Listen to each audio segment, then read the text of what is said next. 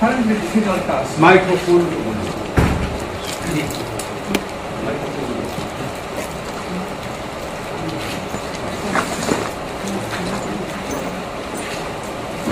Working? Testing. Okay. Yeah, my name is Nag Chanda. I'm Director of Publications at the Yale Center for the Study of Globalization and editor of Yale Global Online. I have somewhat difficult task and novel circumstances of keeping people awake after a good lunch. But given the subject and the interest the subject evokes and the quality of the panel today, I don't think that's going to be a problem. Those of you who attended the morning sessions, if you counted the number of times the word rise of China was used, you have run out of time. I just did a Google search, the word rise of China, and it gave me 1.6 billion hits. And that gives you an idea about how important this phenomenon has become for the public. And this afternoon I have the pleasure of introducing to you a stellar panel from different countries who are going to address this question of whether the rise of China brings more opportunities or more challenges. I'll start from my immediate right, Yuichi Funabashi, the former editor-in-chief of Asahi Shimbun and currently diplomatic correspondent. Funabashi is the author of many prize-winning books and winner of the equivalent of Japan's Pulitzer Prize. Next to Funabashi is G. John Meikenberry. He's the Albert Milton Professor of Politics and International Affairs at Princeton University. And he was a member of the advisory group of the State Department in 2003-2004 and author of books and articles on economic conditions, and especially an important article in Foreign Affairs on the rise of China. Next to him is Professor Yang Shui-Kong, who is the Dean of the Institute of Modern International Relations at Tsinghua University in Beijing. And Tsinghua University, as you know, is the alma mater of the current President of China, Hu Jintao, and possibly the future President of China.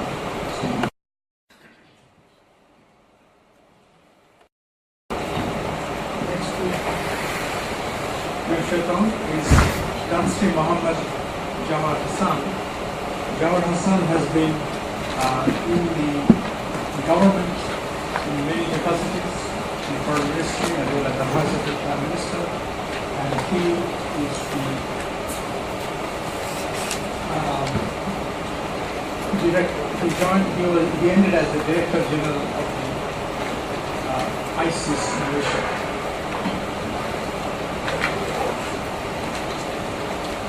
And next to him, we have Ambassador Xi Jun-sung, former ambassador to the People's Republic of China, and is now the director of the Center for Chinese Studies and the Institute of Foreign Affairs and National Security. And this foreign service jobs taken to New Zealand, Japan, and the United States. So I think we'll start with Jawad Hassan giving short presentation of his views on the subject. And we will have each participant speak for about 5 minutes, and then we will have a discussion. John. Thank you, and a very good afternoon. And I would like to thank the organizers for their hospitality, for welcoming here and the rest of us to Jeju, this beautiful island. I have 5 minutes. I'll try to make the most of it. I think what we are seeing today it's not just, I think, not just the rise, but the resurgence. And the resurgence not only of China, but a great part of Asia, particularly Eastern Asia and Southern Asia. What is happening at this point in time in history is that some of the larger economies as well as the lesser economies, some of the most populated countries and regions in the world are rediscovering their past when they were at one time at the close or near the top of the pecking order, or were at least economically very dynamic. So we see not only China, but before China, Japan, South Korea, India in South, and countries in Southeast Asia, all of them becoming more prosperous. So what we are seeing today is not just the so-called rise of China, which is a little bit misleading, but a resurgence of very important, highly populated parts of Asia.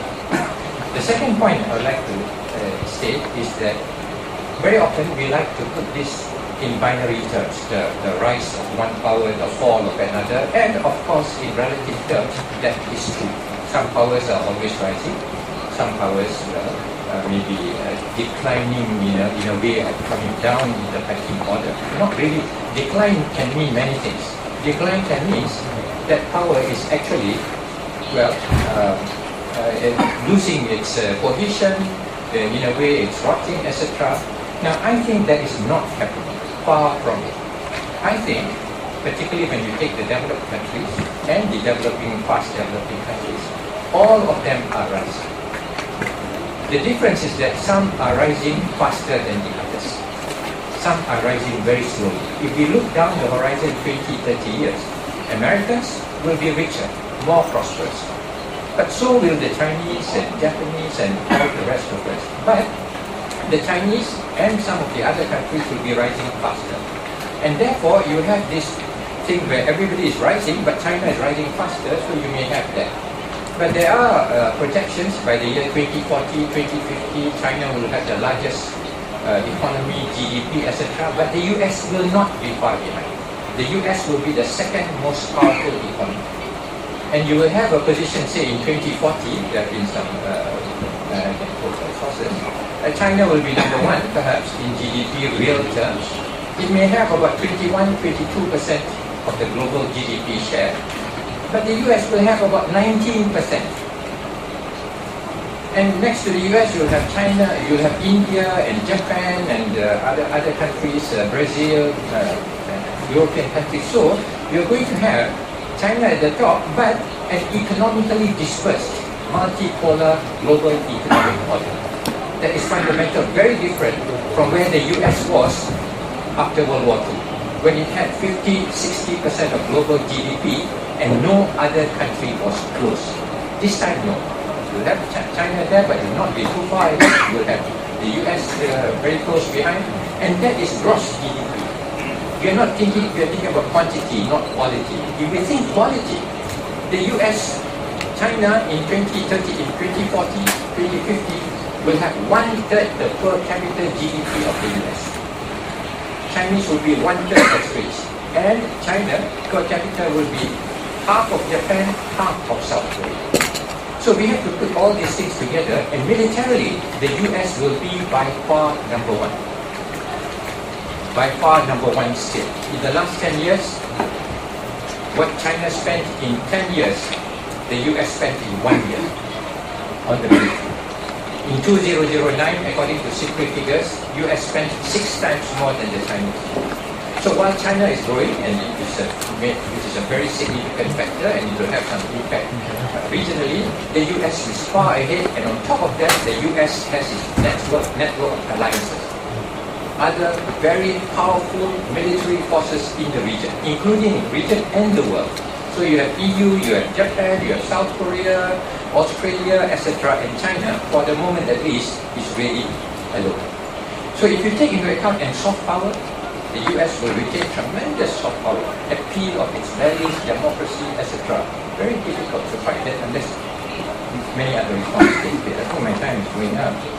I think the other thing we will have to bear in mind is that we are all extremely interconnected now in so many ways. Economics is leading, but also in international institutions.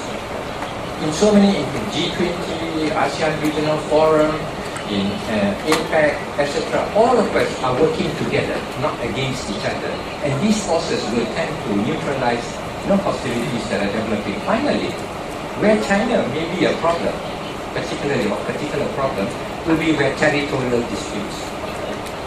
Territorial disputes are always a problem anywhere in the world, and normally they are resolved by force and war. So far, we are blessed in a way, relatively blessed. In this part of the world, it has not been generated. Not been generated. To that extent, yeah.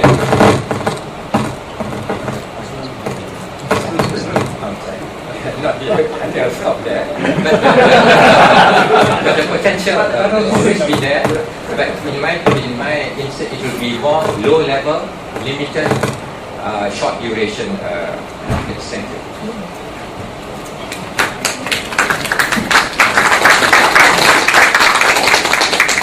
Well, I'll now ask Yoichi Funabashi to give his thoughts. Thank you, Nayan. Thank you very much for inviting. I'm delighted to be here. I just would like to focus on my brief comments from the Japanese perspective about China, education, consumer. Economically speaking, the rise of China has benefited Japan greatly. We have another huge dynamo economic engine only next to the United States, and that has certainly boosted to the Japanese economy as well as the Asian economies.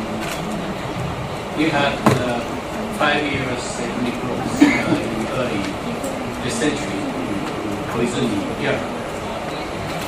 It was often caricatured as jobless growth, but it was a real growth. And without Japan's deeper tie with China, economic tie, that growth would never have happened.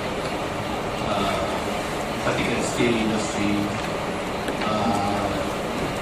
construction industries, shipping industries, and the others, sort of traditional old-fashioned industries. They were actually confronted with enormous problems throughout the 1990s. Then they found the China market and they revitalized it. So there's no question the rise of China benefited Asia, including Japan. Certainly, we are also faced with many challenges, rising inflation, labor union unrest, intellectual property rights, and the others. And I think that is natural. And in the foreseeable future, I think that the rise of China will continue to benefit. Particularly given since Japan was hit hardest by this recent trade crisis, I think that growth strategy for Japan will inevitably pursue that further integration to the economy and growth. Having said that, I think the rise of China also has posed a serious challenge, much more deeper than the current problems, such as inflation and others. First and foremost, I think the direction and nature of the rise of China is extremely uncertain. For instance, what can be capitalized? China's market economy has been evolving. It's very much difficult to define, and it's sometimes conceptually, intellectually, and certainly politically very much challenging to all of us, which the people who have believed in the liberal international order. Second, how China has been and will translate this newly acquired economic gain wealth into political and strategic assets. Particularly troubling spot is China's view of its place in the world, particularly in maritime strategy. We are going to discuss about Asian maritime security issues this afternoon. I think that's also is very challenging. Finally, I think how China really views the rise of China in that historical context. Their interests and ambitions, passions for their place in their history. Would China actually really try to make the future of China compatible with the liberal international order, or they want to explore very much different set of goals?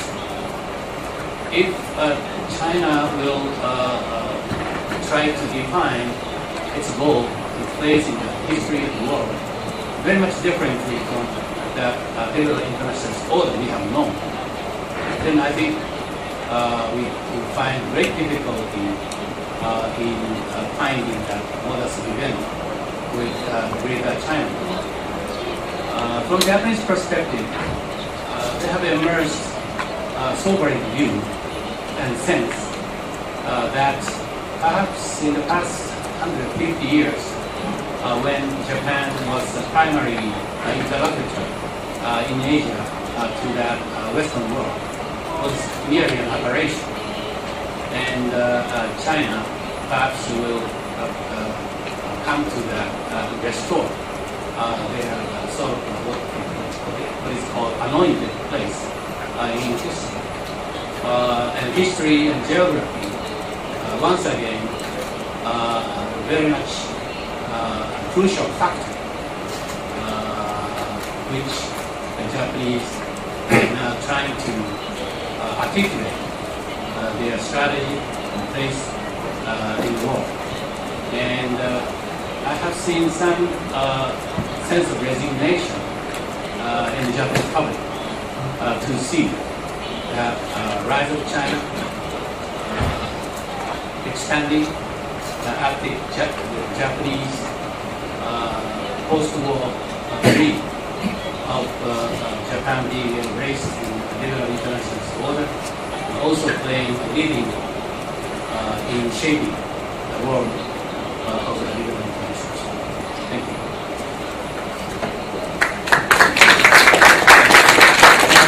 Thank you for the question, son. Now, ask your talk to Thank you. Well, thanks for the Jeju Forum giving me the opportunity to listen to this important conference talking about the peace, especially talking about China's rights. Well, I think, and we already noticed that there's a really very, very opposite prediction about China's rights. Some people predict that the West will be speed up very fast. And some would argue that China is far behind the U.S. is long away from to catch up with the U.S. Actually, I think the first group argued that the argument is based on the prediction about China's economic growth. I think it is possible for China's economy to catch up with the U.S. in terms of size in visible future. But it will take a very long time for China to catch up with the U.S. in terms of a comprehensive national power. That means in terms of the military, culture, and the political influence. At this moment, even in terms of the security relationship, U.S. has 36 major allies. China will not have. We have only one country have that kind of substantial relationship with Pakistan, but we don't have the formal treaty. We have the treaty, formal treaty with North Korea, but we have no substance for that. So you see, if you're talking about the economy, China's economic growth possibly will change a lot of our economic life. But in terms of comprehensive power, I don't think China can change the norm that fast. So concerning the economy, from that study, China's enlarged domestic market will become the major market for this region. And China will become the main importer of this region. So what does it mean? It means that China's economic growth will help this region for the economic integration, for build up a common market. And also China's investment abroad increase very fast. So that this money will mainly go to the surrounding countries. That also will help them to create a common market.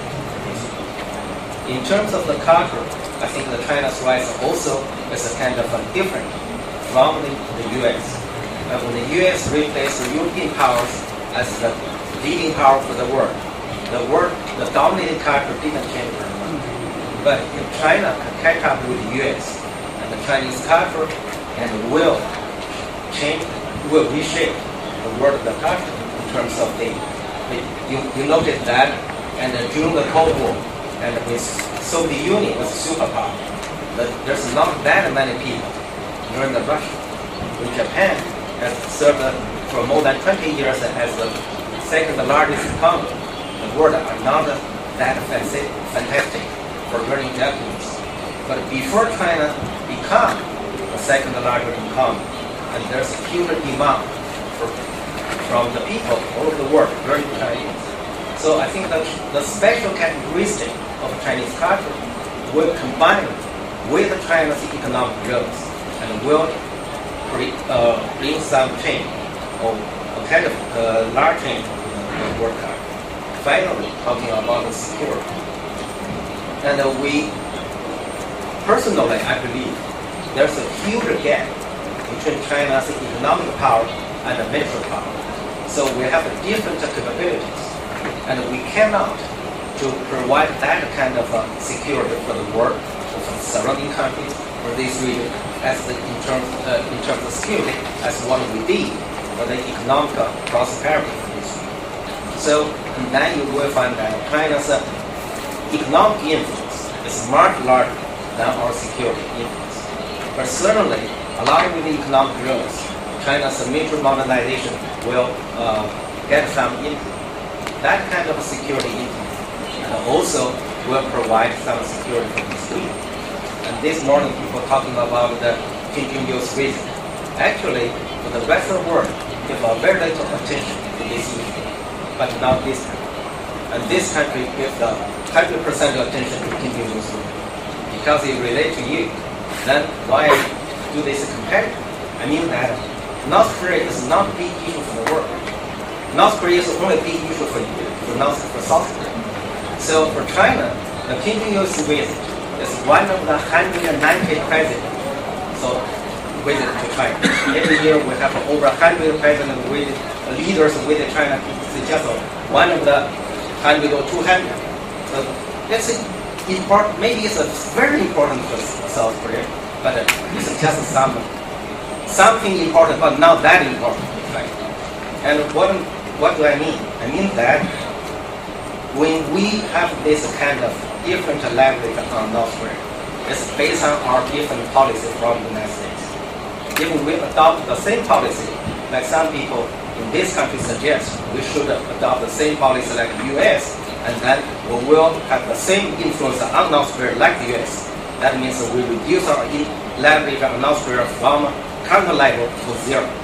So that's why, the U.S. do not have that kind of leverage on North Korea. Not because U.S. don't have that material power, because U.S. don't have that kind of relationship. So our impact on the North Korea is not based on material power. It's based on what? Based on kind of relationship. So if you don't want China to keep that kind of relationship, you cannot expect China to have leverage on North Korea. Finally, I will say, and China's China's rise definitely will bring some change. And it seems to me, and this change is becoming faster than last 10 years. And in the next 10 years, maybe this kind of change or the impact becomes more obvious. But generally speaking, I think it brings more benefits to the world, to surrounding countries, rather than China. Thank you.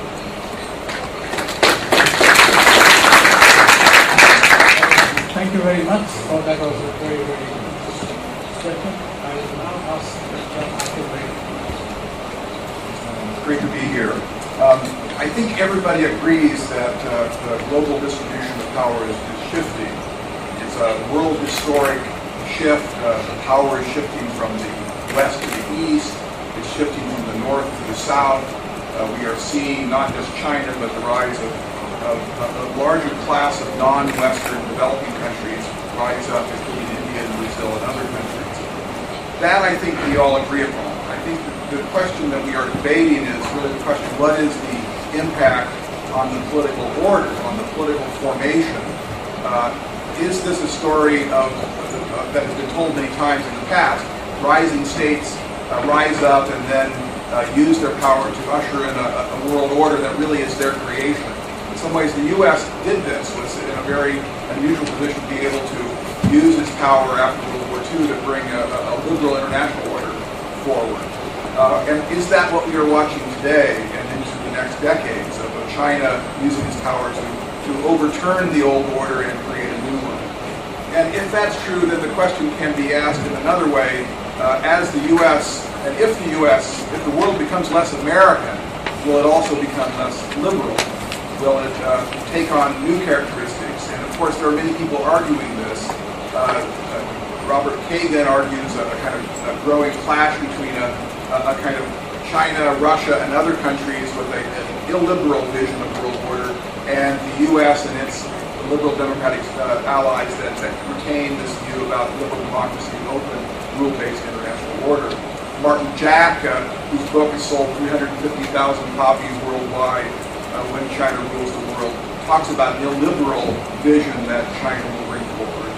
I'm skeptical of all those positions, really, that we are going to see China want to or be able to, and it's both those things. So I'm skeptical that China will want to or be able to build an order that would take on these illiberal characteristics, mercantilist networks, spheres of influence, blocks, and so forth, that would break apart this liberal international system.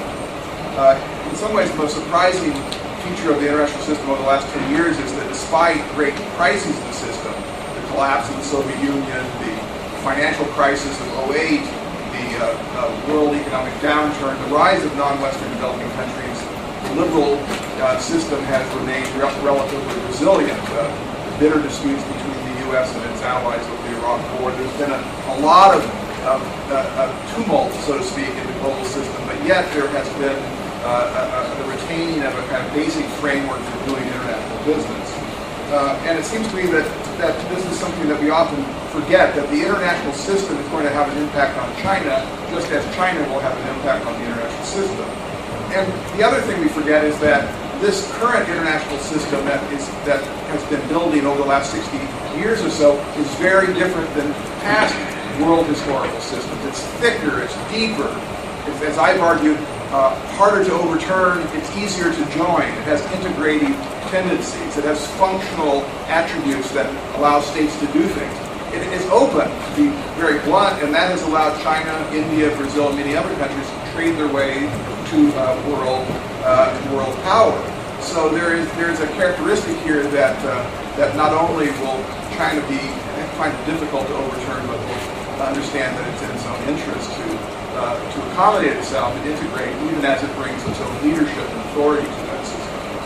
So I would build on that general thesis I've just given you and make a couple additional points.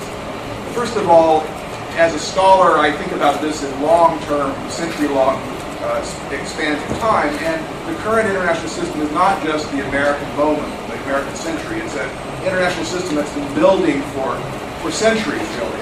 It's really a world system that's built on two grand projects. One is the Westphalian project of building a state system, enshrining state sovereignty, non-intervention, non-discrimination, self-determination, norms of the state system that have been building since 1648, and great power frameworks for cooperation, practices of restraint and accommodation that we've seen come forward from 1815, 1919, 1945, and then with the Cold War. That's a framework that China, for example, has seized upon. China is very much wants to be in that world of state sovereignty, and in some sense, to a fault, has seen that as a norm that it sees associated with its own identity and interest. The other great world historical order building project is what I call the liberal ascendancy, which is over the last 200 years, liberal democracy moving, rising from peripheral status, weakness in the late 1700s to dominance in the 20th century, and the struggles that created that struggle with state socialism and fascism and so forth. That has created not just an American system, but a system of free trade, multilateral institutions, cooperative security, other kinds of features to the international system that we associate with just normal world politics, the OECD world. And what I'm suggesting here is that China confronts a formidable system that is not simply what we might have seen in earlier centuries. It's deeper, it's more difficult to manipulate. And however powerful China becomes, it's going to be very difficult to usher in a different kind of system. And as I was saying earlier, a different kind of system isn't necessarily what China will want. And here I would just simply make some final points. Already, China is a stakeholder in the existing system. It's in the WTO. Trade is an essential, huge portion of 40% of Chinese GDP is trade derived, and that is anchored in this open system. Moreover, it's not clear that an alternative illiberal order would be sustainable or be something that other countries associated with Asia or outside of Asia would want to buy, the so-called Beijing consensus. I'm not sure it has very many followers, or is it, at the very least, it's not a logic of international order that can be aggregated at the international level. It only works if one or a few states do it in a kind of opportunistic or predatory way, pursuing state-to-state deals. But if everybody does that, if it's turned into a non-liberal, post-liberal form of international politics, it's really just mercantilism, and everybody loses. And to the extent China does that beyond a certain point, it's going to find not just the Western states and Japan, but the rising states such as Brazil and India realizing that their interests are not aligned with China as it pursues these illiberal mercantilist policies. And finally, China is a country that will discover, as all rising states do, that countries both want to gain the benefits of working with a rising state that has a huge amount of economic wherewithal that you can trade with, but also are worried about the rising state and kind of the way that power will be pursued. And here, I think 2010 is a year that we will ponder for many, many years to come, where one could see a kind of nascent backlash to Chinese power in Asia. Certainly the ASEAN and South China Sea episode, and Japan, and even Northeast Asia over the North Korean shelling of the South Korean island. And what diplomatic historians call this, and what they point to as the preeminent example of this, was post-Bismarck Germany, and they call it self-encirclement. Behaving in a way where you think you're pursuing your own interests, and you have power, you're trying to use it, that leads to other countries taking strategic steps to hedge against your rise and building alliances, countervailing alliances. And this is something that China certainly does not want to precipitate. And in finding a solution to the problem of self-encirclement, it will realize, as it already has, I think, that it needs to signal restraint and accommodation, which means working within existing institutions that exist to provide the kind of assurances that a peaceful rise really entails. So whether it wants to or not, China is going to find that it lives in a world that it will have more authority and leadership in. That's the good news. The bad news is that it won't be able to define the international system like a blank blank slate. It will have to work with the existing system, which is long in the making and by all accounts likely to be durable in the future. Thank you. Thank you very much. That was a very, very insightful comment. My last ambassador, Shin, in this office. Thank you.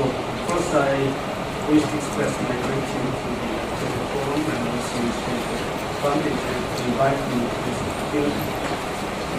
China's made the fast economic development for the years since the reform of the work policy by Deng Xiaoping. Last year, as you are well aware, the rise of China became more prevalent as Chinese economy became the second largest in the world, surpassing the Japan. A number of the relevant research centers predicted that Chinese economic power would grow to be pretty similar to that of the United States, approximately between 2020 and 2030, but probably a little bit earlier than that. As China grows fast, the importance and voice of China in the international community will continue to grow, and the influence over the Korean Peninsula will be growing much bigger in the future. So much concern over the rise of China is expressed in the Korean states, particularly due to the Chinese blockade posture of North Korea, as you will see from the China sinking and sharing on Yangon Island last time. However, China also has repeatedly said that diplomatic efforts will focus on the establishment of a stable international environment for continuous economic development and put great emphasis on cooperation with neighboring countries in order to attain the goal of so-called shelter society by 2020. However, she has frightened neighboring countries by taking some of the assertive measures attitude in some cases. Chinese claim of South China Sea as a core interest of China is a good example. I believe that this plan is part in tension with the United States and make Vietnamese suspicious of the Chinese intention. Rumor is that with regard to the Spratly Island, Chinese military has been wanting to shift its emphasis on the joint development of the island to the area to the area of the sovereignty. The happening between China and Japan over the sovereignty of Diaoyingtao or Senkaku Island last September is another example. I know Chinese leaders previously indicated that the case will be put on hold for 50 years for the deliberation by the next generation. Some people in China argue that Chinese government should raise its voice and demand corresponding to the rise of national power. But I don't think it is the mainstream thought in China. Despite what happened last year, I believe China has not given up a foreign policy of the relative difference in nature, so-called Pakuangyangu, which means by the time or importance. Most Korean people still believe that the rise of China will be an opportunity rather than a threat, because it will provide us with greater economic and cultural opportunities. I hope China continues to respect neighbors with open-mindedness and tolerance as the power grows stronger, while the international community should make efforts to help China to become a responsible power. As long as China continues to walk the path of peaceful development, I'm confident that Korea is willing to work with China for peace and prosperity.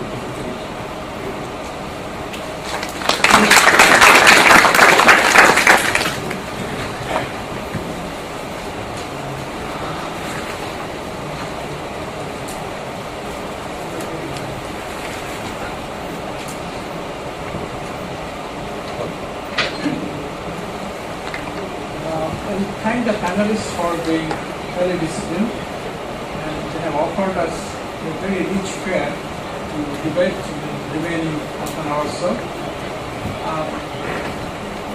Some years ago, I was talking to one of the strategists of Malaysia. He told me that when China is strong, that is a problem for Southeast Asia. And when China is weak, that also is a problem. Now, that option is gone. Now China is very strong. And from your perspective, John, what are the pluses and minuses of China's rise? In terms of pluses, one can say perhaps that given the fact that China's economy is so closely integrated with Southeast Asia, China's rise brings with it the rise of Southeast Asia. But on the other hand, there have been criticisms that China's industrial growth is essentially hollowing out Southeast Asia. So what do you think of that? Thank you, Nadia. I'll try to be brief. Thank you. I'll try to be brief. Yes, now China is strong.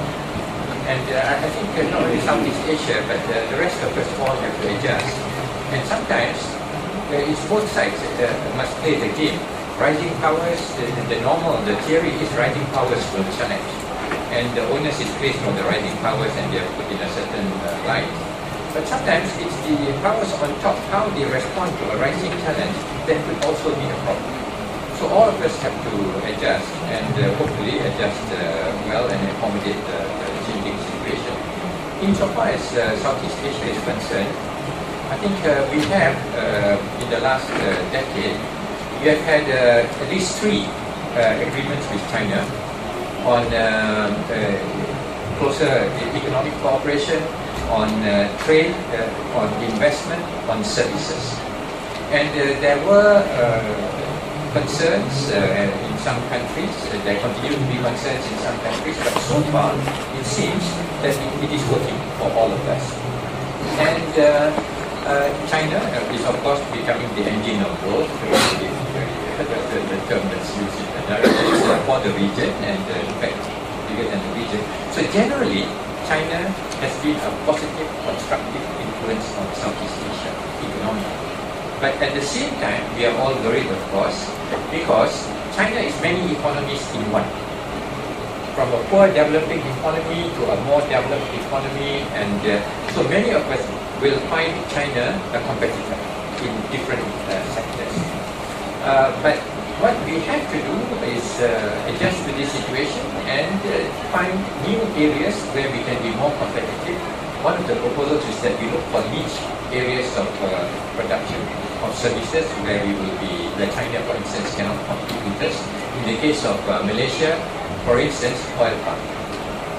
China cannot produce palm oil. So Malaysia will have disadvantage over China. So things like that and other niche products. But otherwise, in certain areas where, for instance, cost of labor is important, Malaysia lost to Vietnam before, but now I suppose Vietnam is beginning to lose to China too. So these are normal economic challenges we all have to face and adapt. Well, thank you, John. Shota, in China, the 90s, China used the term peaceful rise of China. And then it was changed into peaceful development. Now, why did China change the terminology, define the China's rise? Well, actually, I should say, and China used the peaceful rise only from the 2003 to 2004, only for 1 year. At that time, that becomes a catching word and very popular.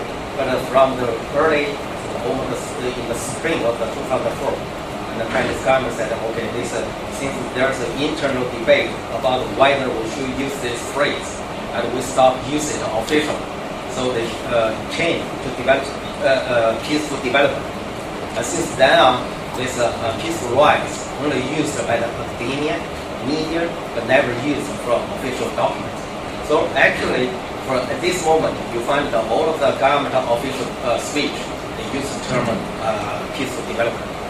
Why they make this decision? Because they concerned whenever China uses the term the rights, it's a challenge to the United States. So China said, hey, people argue that we need a good relationship with the US, so we do not use the term. So they said, okay, let's use the term development. And then because in China, I'm the really advocate of the term rights. And actually, when I wrote the book titled the International Environment for China's Rights, I didn't use a peaceful phrase to modify it. And so the people of my group, we argue that we have to face this situation. No matter we plan to or initiatively to challenge the US or not, and the growth of our capability, we objectively challenge the US. So the other group will argue that no matter whether we really challenge the US or not, anyhow we want to make America feel comfortable, so we should not use the term the rights. So because the American doesn't like this word, so we said, okay, you don't like it, we don't use it. That's it. And come to this concern, actually the argument about China's threat is nothing new. And I think so from the early 1990s. And in early period, there's all kinds of arguments about the China's threat. And like you argue, because China is too weak, if China's collapse like the former Soviet, there's a big problem for this region. And some argue, no, if China becomes strong, it's also a threat. So no matter what China going to do, it's a threat. But then we can do this comparison study to find that before 1998, the financial crisis, East Asia financial crisis, the China's threat mainly focused on the China's economic threat. The China competed with the ASEAN countries for the labor-intensive industry. China made good the flood of the world market. But after that, the China's economic threat is almost disappeared in ASEAN countries. And the reason is that, and then the new slogan is that, get on the last economic express of China. So in that time, people realized that the global or regional financial crisis requires the regional economic knowledge. If we cannot regionalize our economy, we cannot compete or resist, we cannot resist the negative impact of globalization. Even the Europeans need the EU. Even Americans, such a strong economy, they need NAFTA to fight against the negative impact of globalization and solve our the East countries. So I don't think we are initiatively realize that, but we are taught by the financial crisis in 1998. Since then, China positively suggests the regionalization. So we set up this FTA with the ASEAN countries and give the ASEAN countries 10 years time to prepare for this, to implement it. So we solved the problem. And then, since then on, there's an economic threat disappeared in the ASEAN countries. But then people just mentioned about what happened last year. And what happened last year, from my understanding, the same thing like the people talking about the economic threat, China's economic threat 10 years ago. And because of our military capability is weak. When our economic capability is weak, and then China is regarded as a threat, because China may compete with the others. And the others can also they can compete with China. And now China's military power is really weak. And we cannot implement a lot of security missions. So the people concerned, some countries concerned, they can compete with China's military capability, and so can this. So someday, and that's my view, when China's military capability surpasses the United States, China's security threat that will disappear. Just like today, the U.S. is the strongest military power, and no one fears America's military capability except Gaddafi and North Korea, right? Very few. So if someday our military, U.S. have the 11 aircraft carriers. Someday if we have 20, and double America's naval capability, and then there's no China's threat. Shilpan, thank you so much for the forceful intervention. I think I can really mention this concept of self-encirclement that China might have engaged in last year. And that kind of contradicts the peaceful development theory, the way Chinese reacted to Japanese capture of this drunken captain, and by not only threatening dire consequences and in fact shutting down trade in rare earths material. So that was a very strong Chinese reaction. So from the Japanese perspective, Funabashi-san, how does it appear? Did Chinese act because they are feeling strong because of economic development, or was there a specific reason for China's very strong reaction to Japanese action? I think that moment was actually to many Japanese a moment of truth. It was clearly a litmus test to China's much compared peaceful development theory and strategy. I think Japanese, as well as the Asian countries, peoples were really shaken to the core to see very different China rapidly coming to the fore. They have been great hope on Deng Xiaoping's low-profile, peaceful development strategy. Then they were crudely awakened that perhaps something has changed, happening in China. So I think that was a watershed moment in my view. And I do not think that even though in the subsequent months that China has tried very hard to stabilize the relationship with the others, with the US, Japan, and South Korea. And I think it has stabilized actually to some extent, but I think that's really I think was a game changer. Perhaps even greater than 1997, 1998 Asian financial crisis. So even though we will have to live with China, the right of China, and that, as I said, that has benefited greatly all the Asian countries, but you just cannot be complacent of that direction and nature of the right of China. From Japanese perspective, also perhaps there has emerged much, perhaps a critical view of this unstoppable rise, the nature, because Japan also experienced more than 20 years of unstoppable growth since early 1950s to early 1970s. That eventually led to that bubble. And it was extremely difficult for that central government to appreciate that danger of bubble before. And then we had this burst. So China's trajectory will not be as linear. It's not a straight line. It will certainly have ups and downs in the coming years. So when that nation really is in good times, you just cannot tell that nation, in a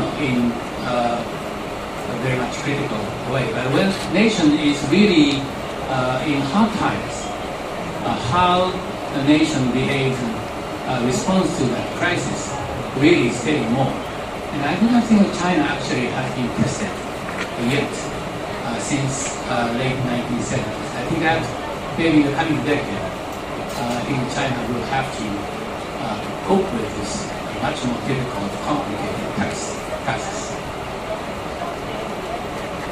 Well, thank you, Funabashi-san.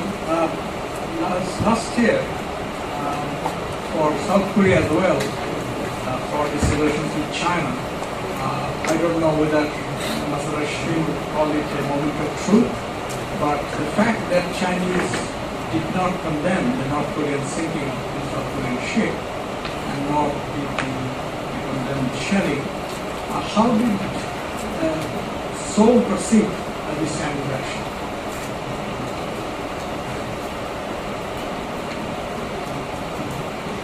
I think this is my personal view that Chinese attitude in those situations last year could be described whether reaction can be China made a big recovery from the 2008 financial crisis, and she probably became very much confident in power.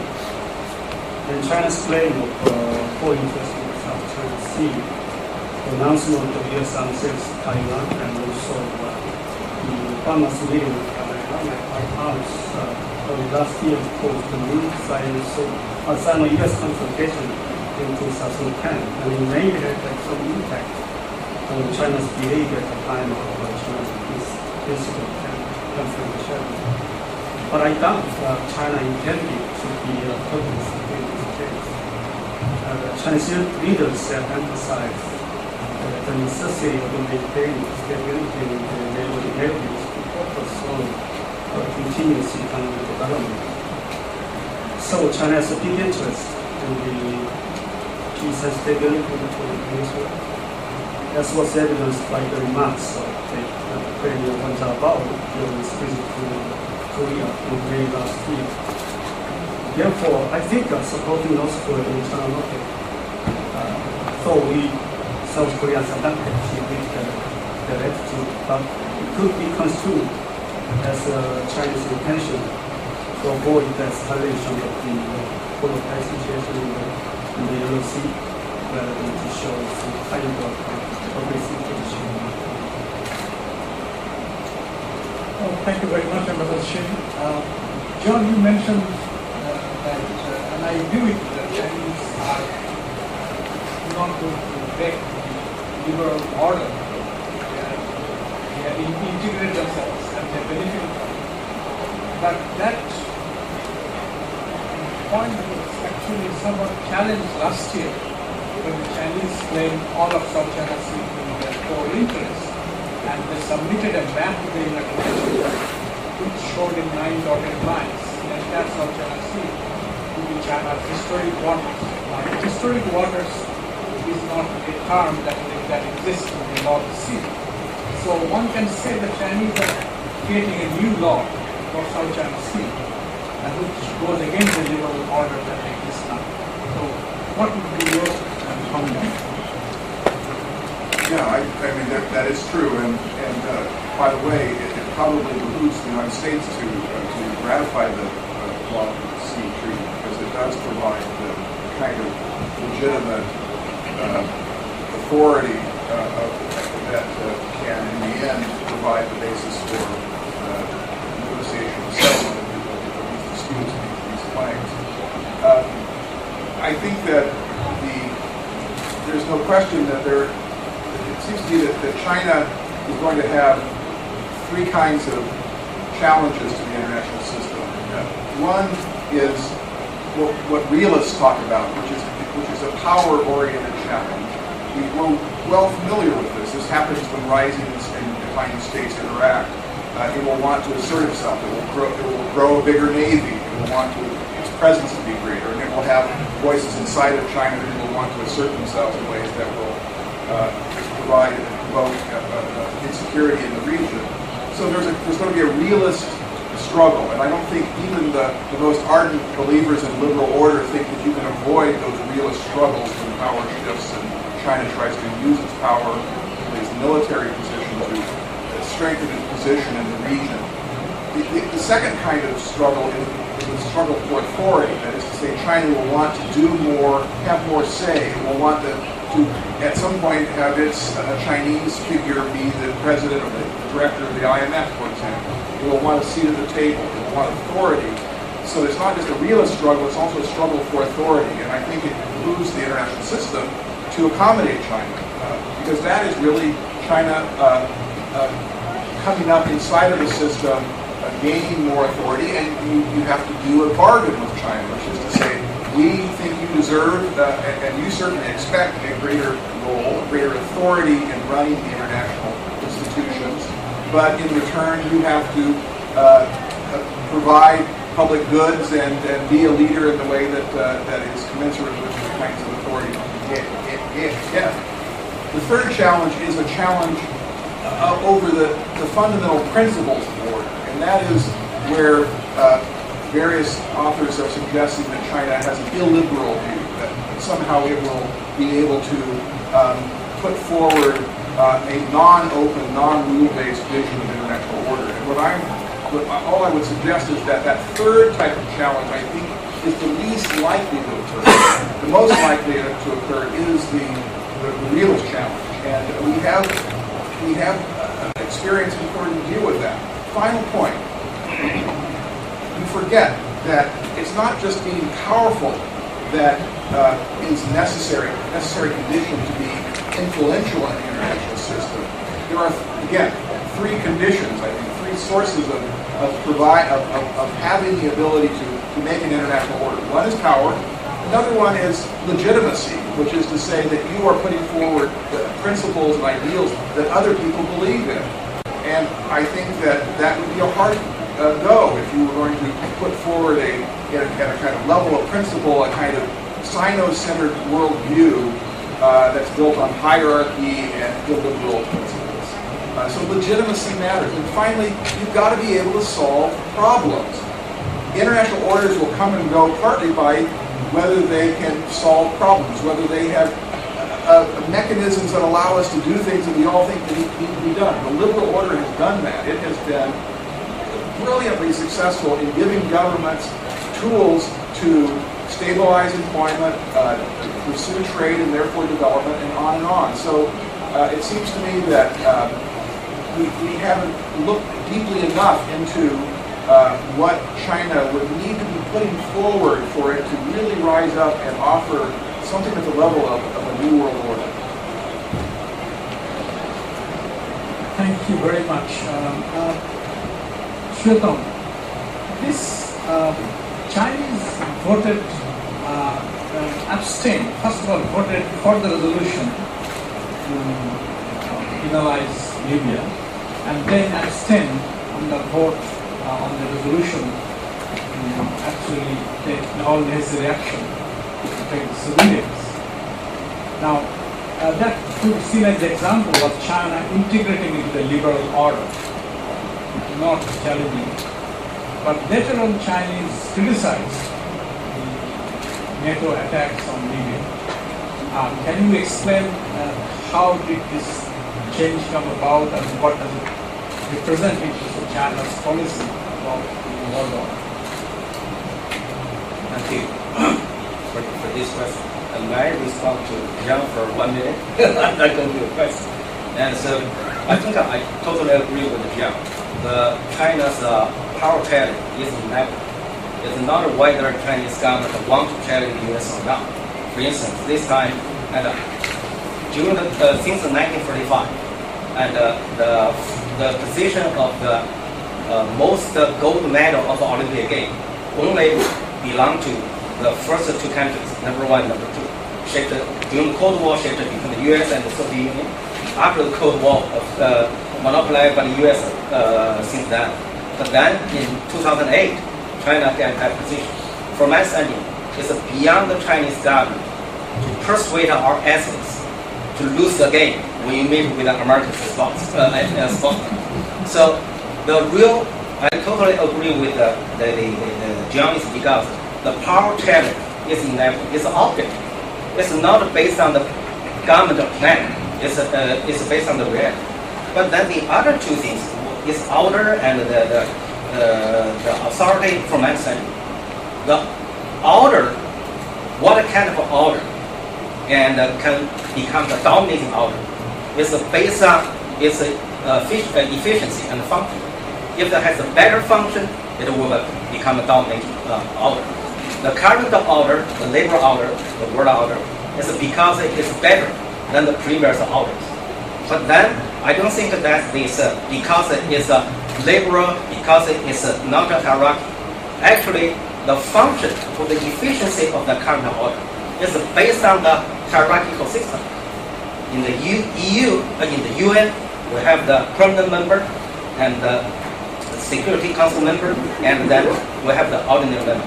In the World Bank, for IMF, we have all excellent memberships according to their the capital. So without this hierarchical system, you cannot harmonize anything. The world order, especially the peace, is based on this. That's why the people argue that we need so-called the hegemonic stability. So in that way, from my understanding, I don't think at this moment China has a strong motivation to reshape the current order, because we benefit from the current order. And if you look at the last 30 years, we benefit from the globalization. We benefit from the current order. Why we should reform this order so much? And actually, it's the Japan, India, Brazil, and the Germany want to reform the UN system, not China. So from my understanding, China do not have that strong motivation to reshape this order. Now come to this question about India. And actually, at the beginning, when China joined the world to set the economic sanction on Libya, because we support the idea no government should use the military force against their own people. But then why we said abstain on the set up the military non-fly zone. From my understanding, non-fly zone is no different from an announcement of war. Look at what happened. It's non-flag resolution. It's what the action carried out by the NATO. It's aimed at the non-flag. No, that's a war. They even to bomb the leader's residence. They want to kill the Gaddafi. So from my understanding, from the very beginning, China realized that this is not a non-flag resolution. It's an announcement of war. That's why China take a war action. And also, and now we noted that after the war occurred, and that even the Arab League said that, hey, that's not what we want. We want no fly zone, but it's not a war. So that's why for the other countries and to not didn't realize that. But one thing we should learn, even China, Brazil, Russia, India, and the South Africa, these 5 countries all vote for abstain, but then only China was criticized. Why? But what not other countries? When asked the diplomat from ASEAN countries, he said, because you are the strongest among the 5. If you're strongest, everyone believe you take the leadership. So now we have the problem for China, and we do not want to take leadership, but inevitably, people looking for the leadership. People ask for the leadership, so-called undertake more international responsibility. So even China take the same action like other countries, China was blamed, but not the others. Thank you. If I may make a comment on what Shwetam just said, the Chinese position is different from others who abstain, because China could have vetoed. No other country could have vetoed. The fact that China did not veto suggests that China is willing to go along with it, but not support it. So that would be the reading of Chinese abstention instead of veto. Now, I think we have got 2 minutes left, and I would ask perhaps John to comment on what you have heard and whether China is actually going to, as Shwetam suggested, that we will not try to sort of break the current system and carry on benefiting from it. Yeah, I think that we agree on a great deal, and that the incentives that China has will be mixed, and I think we're going to have to be able, and I think countries in Asia, the U.S. and China in addition, are going to have fairly complicated views of the world. It won't be a Cold War, but it won't be a warm peace either. It will be Cold relationship, and I think it's going to be both built around these inevitable realist struggles over power, and a lot of that will focus on maritime issues in the first phase, and then it will have other aspects as well. But we will also realize, I think, in our better moments of clarity that we share a lot of the same interests, and that we certainly share the same planet, and that when we look into the 21st century, it's going to be a century where we will experience rising security interdependence, whether that's proliferation issues, terrorism, weak states, or whether it's the nature itself, global warming, security, energy security, health pandemics.